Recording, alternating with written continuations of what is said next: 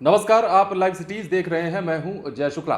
देखिए, नीट परीक्षा से जुड़ी एक बड़ी खबर आपको बताने जा रहे हैं, एक बड़ा अपडेट आपको बताने जा रहे हैं। आपको पता है कि 17 जुलाई को नीट की परीक्षा आयोजित की गई थी और इस परीक्षा में गड़बड़ी की बात भी सामने आने लगी और इस परीक्षा में गड़बड़ी की जब बात सामने आई तो इसकी जांच भी होने लगी। अब इस जांच में जो खुलासा हुआ है वो चौंकाने वाला है। इस जांच में बिहार के गिरोह के शामिल होने की भी बात निकलकर सामने आ रही है। पूरी खबर अगर हम विस्तार से समझें तो नीट की परीक्षा में गड़बड़ी मामले में बिहार का कनेक्शन भी सामने आया है।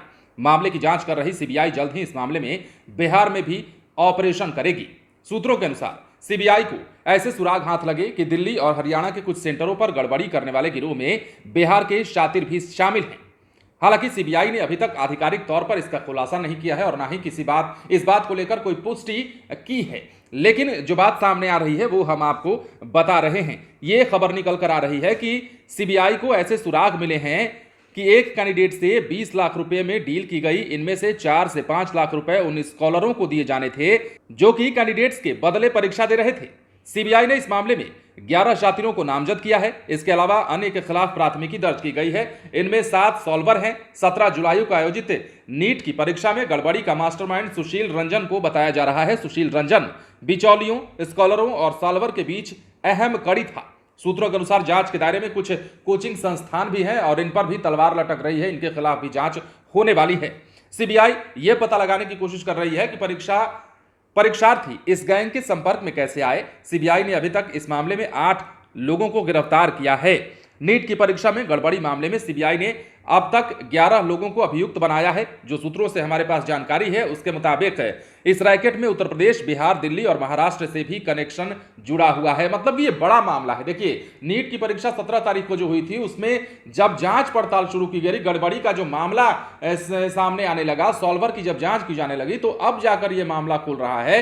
बड़े बड़े राज्यों से इसके तार जुड़ रहे हैं और इसी कड़ी में बिहार से भी इस फर्जीवाड़े का तार जुड़ता हुआ नजर आ रहा है और यही कारण है कि अब सीबीआई यहां पर बड़ा ऑपरेशन करने जा रही है। उसके बाद ही यहां से भी बड़ा खुलासा होगा। सीबीआई उन परीक्षार्थियों से भी पूछताछ करेगी जिनके दस्तावेज इन अभियुक्तों ने लिए थे। सीबीआई जांच में जुटी है। इस मामले में कुछ कोचिंग को भी जांच के दायरे में रखा गया है। जिन संस्थानों में इन परीक्षार्थी ने तैयारी की थी, वहां से जहां से इन्होंने पढ़ाई की थी, उनको भी जांच के दायरे में रखा गया है। वहां पर भी पूछताछ की जाएगी, वहां भी जांच की जाएगी कि कहीं वहां से तो इसके तार नहीं जुड़ रहे हैं। नीट की परीक्षा आपको पता है कि 17 जुलाई को ऑफलाइन मोड में होनी थी। सीबीआई को इंटेलिजेंस इनपुट मिला था कि सुशील रंजन, बृजमोहन सिंह, पप्पू, उमाशंकर गुप्ता और कुछ अज्ञात लोगों ने साठगांठ कर कुछ सॉल्वर के साथ सेटिंग की है।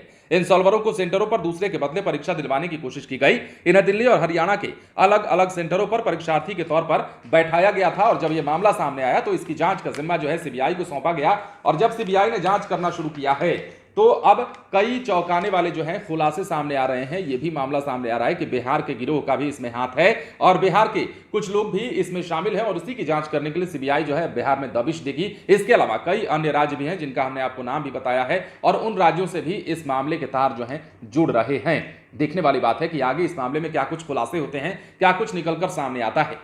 बने रहे लाइव सिटीज के साथ। यदि आपने इस चैनल को सब्सक्राइब नहीं किया है तो सब्सक्राइब कर लीजिए ताकि हम आपको खबरों से अपडेट रख सके। धन्यवाद।